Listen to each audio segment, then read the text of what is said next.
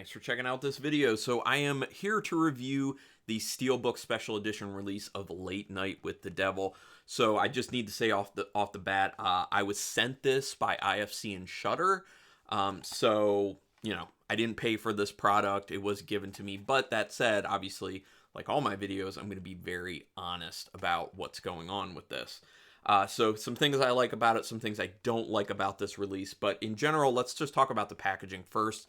Obviously, it has the original poster art on the front, which I think is wonderful poster art. I think it looks great. So that's really cool. And the back also looks very cool. I love that kind of spiral, which obviously it has significance within the film. So I love that you get art on the front and the back. Love the feel of Steelbooks and how they're metal. The only issue is shelf space wise, they're a little bit thicker than your typical 4K or Blu-ray at this point, and these are Blu-ray. But here's a weird thing. They also have DVD. I didn't know we were still doing DVD at this point. I would have expected more that they would put out a Blu-ray and a 4K in this instead. So it's a little bit weird to me that they put out a DVD in 2024. Because I'm pretty sure we're kind of have gotten away from that. As far as the artwork on the inside goes, it's not that great. They could have chosen something a lot better for that artwork.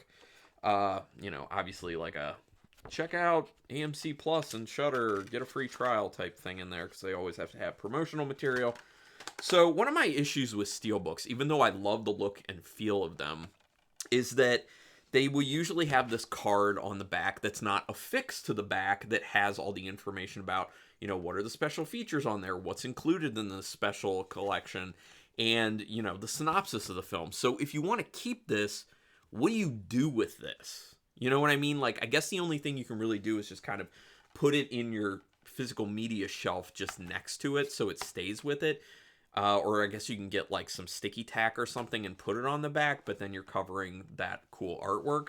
So what I wish they would do, and this isn't just like an IFC Shutter problem, everyone does this. What I wish they would do is make these a little bit smaller, so when you get them, it's not filling up the entire back of it. And then what you could do with it is you could just put it on the inside jacket just to keep it. Just some thoughts on what they should do. But yeah, anyway. Oh, and real quick, if people aren't familiar with the movie Late Night with the Devil and you want a no spoiler review, I'll put the link for that of mine in the description. I'm not going to review the movie itself in this, which I did like it, I will just say that, but you can check out that review if you want that information. I'm just reviewing the physical release, so yeah. Okay, so what are the extras that came with this? So it had this little envelope that was also on the outside of the packaging. And it is creased, as you can see, so not in great condition right there. Okay, so first issue with the way they package this. They put a sticky thing on the back that you need to remove in order to open it. It's way too sticky. You ended up with this, where it ripped a bunch off. So for people who are collectors and want to keep things in nice condition, something that's sticky does not help. It is not conducive with keeping the visual integrity of this product. So yeah, they dress this up as a welcome pack for the show, the Late Night with the Devil show. So that's cool. Well, Night Owls is what it's called, which is awesome. Okay, so I'm going to get into what is actually inside of this. And to be honest, like, I'm not into a lot of this kind of trinkety stuff that's included. So you can look at it, and it's up to you whether you find value in this stuff. I really don't, unfortunately. This looks like it's a bookmark. Probably the thing I'm second most likely to actually use, potentially. Yeah, Conversations with the Devil. That is, I think, one of the books. The book that one of the guests on Night Owls talks about. And then this, which, I don't know. That's okay. So it's okay. I mean, like, if you're looking for a bookmark, that's not a bad bookmark to have. The design's fine. Then we have this, which is just kind of like a mock flyer for the amazing Christu. And it even has, like, fake information on where he's going to be performing, which is kind of cool. Again, this is not something that is all that awesome to me. It's literally just like a piece of regular paper that it's printed on, so it's not like high quality collector anything really. But design is cool. I mean, it makes sense to make you like feel like you're getting this welcome packet for going to the show. And then I do think this is cool, but what would have been better is if they could have got the actual signature of David Dastmalchian. If this is a special limited edition, I know that might be asking for a lot, and the price would probably end up being higher if that were the case, but I think that'd be cool if they did that. Or at least just have a chance that like some random ones had the actual signature in there from David Dastmalchian, who does a phenomenal job in the film, by the way. But that's cool, like a little, headshot, and he, signs it and everything. So that's kind of cool. And it is like thicker. It's like cardboard. So that's great. And my favorite thing in here, which I don't really use these things, but I just love the design of it so much, and it's actually having me considering using it in my car, an air freshener for Night Owls, because I love the name of the show in the movie, Night Owls, and I love this logo that they create for it. It looks amazing, and it looks so like faded and retro that I think they did a phenomenal job on this. This is my favorite of those little special additional things for the special edition. Okay, so now let's just go ahead and talk about what is on here. Well, first of all, the film itself looks good. I mean, that's what you would assume. Blu-ray. Don't know why we didn't get a 4K, though. That's the weird thing. I mean, maybe there's a separate 4K, but within the Steelbook, I think there should have been a 4K. Looks good, though. It looks very good. Everything from a technical standpoint with the actual film itself, no problem. There is a commentary track here with David Dastmalchian, which is cool that they got him to do a commentary track, and one of the producers. Now, it's cool to hear all these stories, these personal stories and behind-the-scenes stories from David Dastmalchian when you're listening to it, but there's a lot of dead air that ends up happening during it, and they don't have the audio of the actual movie that's playing very high. So you can't really even hear what's going on. You can only see what's happening, which is why with commentary tracks, you typically need someone to constantly talk. And with two people on this commentary track, someone should have always been talking. That's not the case. So there's a lot of dead air, and that's kind of problematic. So you get kind of bored during those times. Like I said, the stories from David Dastmalchian, very interesting, very cool. He seems like a very affable, cool person. The producer who's on with him, very pointless. They don't really add anything to the commentary except to say, yeah, basically. Just like agree with David Dastmalchian. But they don't add any value to the commentary. They do add an issue to the commentary track, which is the fact that their audio is way louder than David Dastmalchian's audio, which does not make any sense to me, and that's something that should have been fixed by the people who put this together.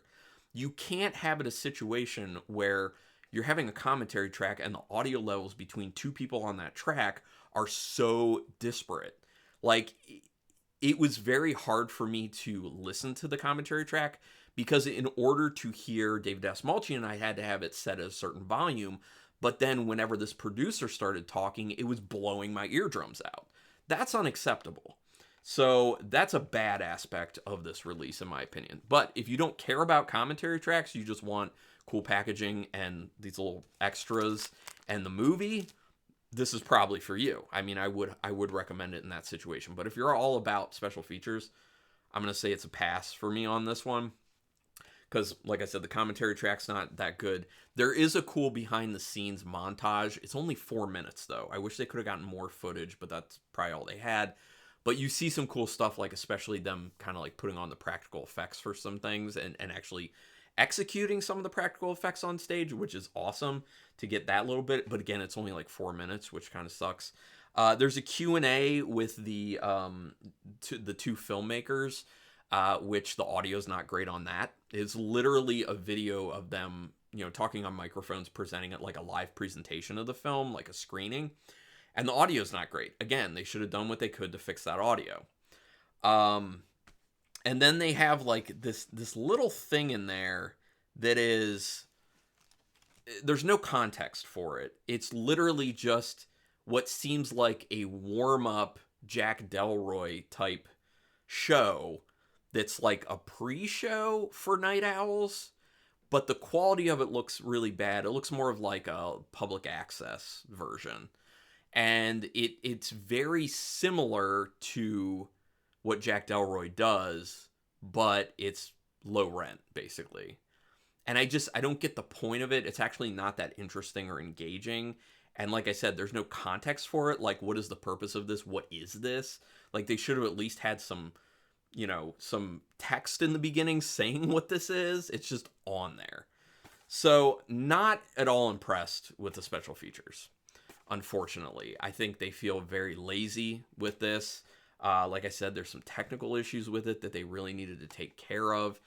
Now, maybe it's just a situation where I'm just jaded by the fact that I get things like Severin and Vinegar Syndrome releases, and they have great special features. I mean, even Scream Factory has some pretty good special features. Criterion Collection, there are a lot of great special features out there. So I guess that this is not coming from a label that puts a lot more care into it than that.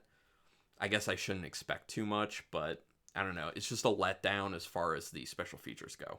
But the film is good. I'm very glad to have it, because I'm all about, if you like a film, like actually physically having it. So I do. And like I said, the packaging is really great on this. So it's up to you, honestly. Like, would I personally have chosen to buy this? If I loved the film, which I quite liked it, I didn't get to a level of loving it. If I loved it, I would definitely buy it, because I like Steelbooks, and I would love the movie in that case. But I just quite like the film, and knowing that the special features aren't great, I wouldn't feel a need to have it, to be honest. But I could see it being the right product for the right person. And from what I found, this is currently available through like Walmart, Target, and Amazon. Those are the main outlets that have it. So should be pretty easy to get online if you are interested in getting it. Go ahead and do that. But anyway, thanks for checking this out. Oh, real quick, please support me with subscribing to the channel, doing the thumbs up on this video, hitting the notification bell button so you know when I'm putting out videos. And if you're interested, I'm also doing memberships on my channel. There's a link down in the description so you can see the 2 tiers of it and what that would get you with the channel and all that jazz. But anyway, thank you for taking your time to watch me do this, and until next time, keep it brutal.